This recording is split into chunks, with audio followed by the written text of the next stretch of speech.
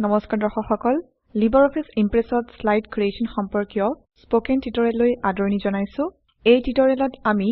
slide shows slide transitions automatic shows ইয়াৰ বিষয়ে শিকিম দৰ্শকৰ আগত স্লাইড প্ৰদৰ্শন কৰিবলৈ স্লাইড show ব্যৱহাৰ কৰা হয় স্লাইড show ডেস্কটপ বা প্ৰজেক্টত দেখুৱাব পাৰি স্লাইড showয়ে কম্পিউটাৰৰ গোটেই পৰ্দাখন আগুৰি লয় স্লাইড show মোডত থকা অৱস্থাত প্ৰেজেন্টেচন এডিট কৰিব নোৱাৰি স্লাইড show কেৱল দেখুৱাবৰ বাবেহে sampleimpress.odp নামৰ প্ৰেজেন্টেচনটো খোলক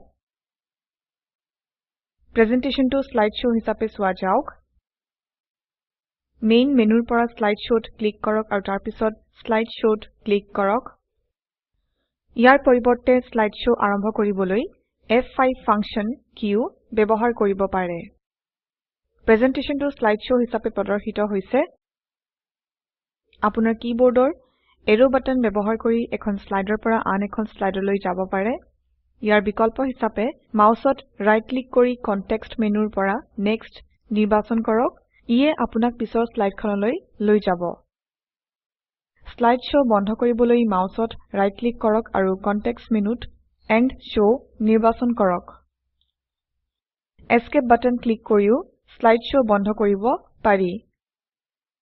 mouse pointer as pen option ব্যৱহাৰ কৰি আপুনি দৰ্শকৰ সৈতে যোগাযোগ কৰিব পাৰে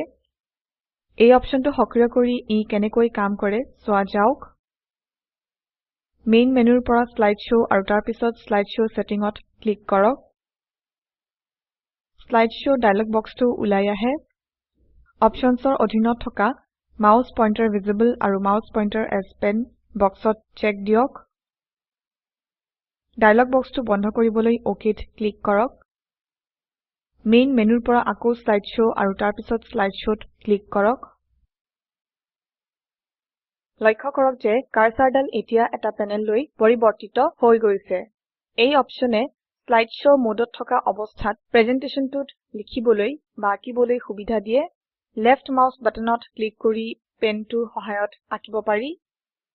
প্ৰথম পইণ্টৰ বিপৰীতে এটা টিক মাৰ্ক আঁকি চাও এইখিনিতে টিউটৰিয়েলটো ৰখাই থওক আৰু এই এছাইনমেণ্টটো কৰক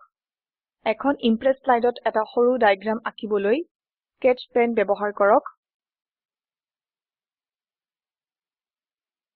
এতিয়া মাউসত লেফ্ট ক্লিক কৰক পিছৰ স্লাইডখন প্ৰদৰ্শিত হৈছে স্পেচ বাৰ টিপিও আপুনি পিছৰ স্লাইডখনলৈ যাব পাৰে এতিয়া স্লাইড showটো বন্ধ কৰা যাওক ৰাইট ক্লিক কৰি কনটেক্সট মেনুত এণ্ড showত ক্লিক কৰক ইয়াৰ পিছত স্লাইড ট্ৰানজিশনছৰ বিষয়ে শিকা যাওক স্লাইড ট্ৰানজিশননো কি এটা প্ৰেজেন্টেচনত এখন স্লাইডৰ পৰা আন এখনলৈ যাওতে স্লাইডত প্ৰয়োগ কৰা এফেক্টেই হৈছে ট্ৰানজিশন মেইন পেনত স্লাইড সৰ্টাৰ টেবত ক্লিক কৰক প্ৰেজেন্টেচনটোৰ সকলোবিলাক স্লাইড ইয়াত প্ৰদৰ্শিত হৈছে এই ভিউৰ জৰিয়তে এটা প্ৰেজেন্টেচনৰ স্লাইডবিলাকৰ ক্ৰম আপুনি সহজেই সালসলনি কৰিব পাৰে এক নম্বৰ স্লাইডখন সিলেক্ট কৰক এতিয়া লেফ্ট মাউস বাটন ক্লিক কৰক স্লাইডখন ড্ৰেগ আৰু ড্ৰপ কৰি 3 নম্বৰ আৰু 4 নম্বৰ স্লাইডৰ মাজত বহুৱাই দিয়ক স্লাইডবিলাক ৰিএৰেঞ্জ হৈ গল এই একশনটো আনডু কৰিবলৈ Ctrl Z টিপক এবাৰতে আপুনি প্ৰত্যেকখন স্লাইডত বেলেগ বেলেগ ট্ৰানজিশন যোগ দিব পাৰে স্লাইড সৰ্টাৰ ভিউৰ পৰা প্ৰথম স্লাইডখন সিলেক্ট কৰক এতিয়া টাস্ক পেনৰ পৰা স্লাইড ট্ৰানজিশনত ক্লিক কৰক এপ্লাই টো সিলেক্টেড স্লাইডছৰ অধীনত স্ক্ৰল কৰি ৱাইপ আপ সিলেক্ট কৰক লক্ষ্য কৰক যে মেইন পেনত ট্ৰানজিশন এফেক্ট প্ৰদৰ্শিত হৈছে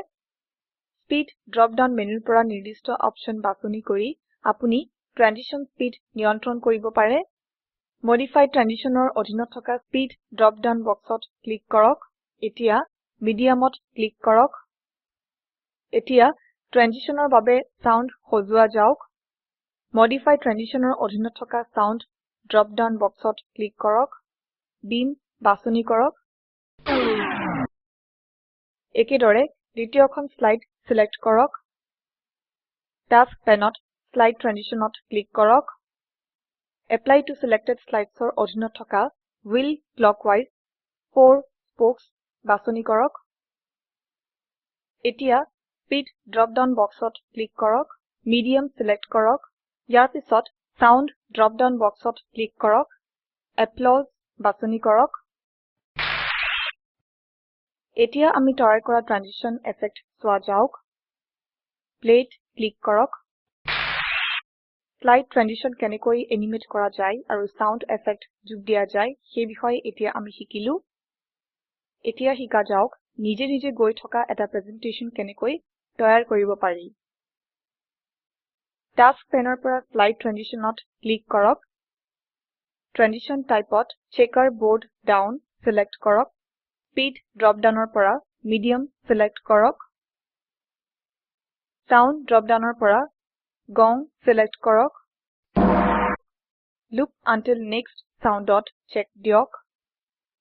অটোমেটিক্যালি আফটাৰ ৰেডিও বাটনত ক্লিক কৰক সময় হিচাপে 1 সেকেন্ড সিলেক্ট কৰক এপ্লাই টু অল স্লাইডত ক্লিক কৰক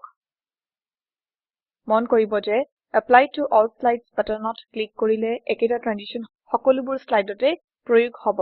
এই ধৰণে প্ৰত্যেকখন স্লাইডতে বেলেগ বেলেগ ট্ৰানজিশন প্ৰয়োগ নকৰিলেও হয় মেইন মেনুৰ পৰা স্লাইড শোত ক্লিক কৰক আৰু তাৰ পিছত স্লাইড শো সিলেক্ট কৰক লক্ষ্য কৰক যে স্লাইড বিলাক নিজে নিজে আগবাঢ়ি গৈছে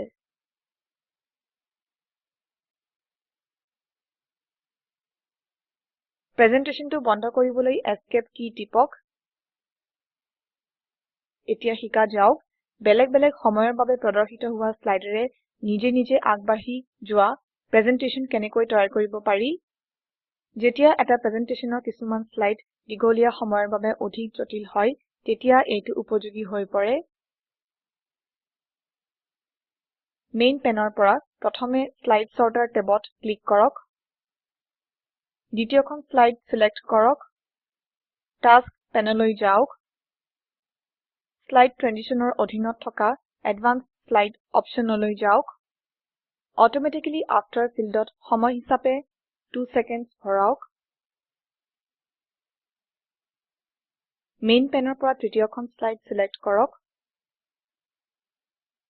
টাস্ক পেনলৈ যাওক স্লাইড ট্ৰানজিশনৰ অধীনত থকা এডভান্স স্লাইড অপশনলৈ যাওক অটোমেটিক্যালি আফটাৰ ফিল্ডত সময় হিচাপে 3 সেকেন্ড ভৰাওক চতুৰ্থখন স্লাইড সিলেক্ট কৰক আৰু আগৰ স্লাইডখনত কৰা কামখিনি কৰক সময় 4 সেকেন্ড দিয়ক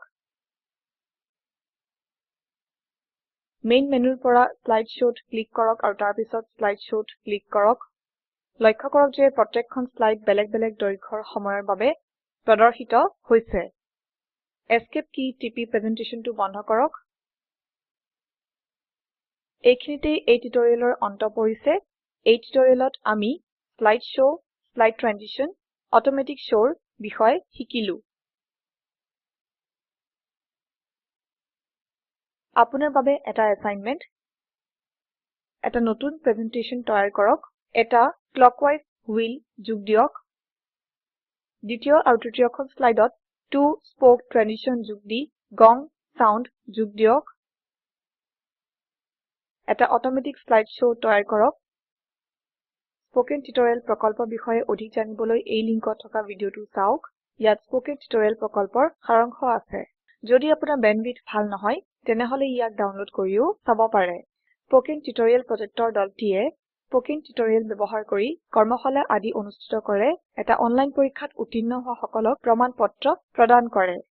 অধিক জানিবৰ বাবে অনুগ্ৰহ কৰি contact@spoken-tutorial.org এই ঠিকনাত লিখক spoken tutorial project talk to a teacher প্ৰজেক্টৰ এটা অংগ ইয়াক national mission on education through ICT MHRD government of ইণ্ডিয়াই সহায় কৰিছে এই মিছন সম্পৰ্কত অধিক তথ্য spoken-tutorial.org/nmeict-intro এই লিংকত পোৱা যাব এই টিউটৰিয়েল আগবঢ়ালে পল্লৱ প্ৰান গোস্বামীয়ে আৰু এয়া হৈছে মৌচুমী মেধি আই আই টি বম্বেৰ পৰা ধন্যবাদ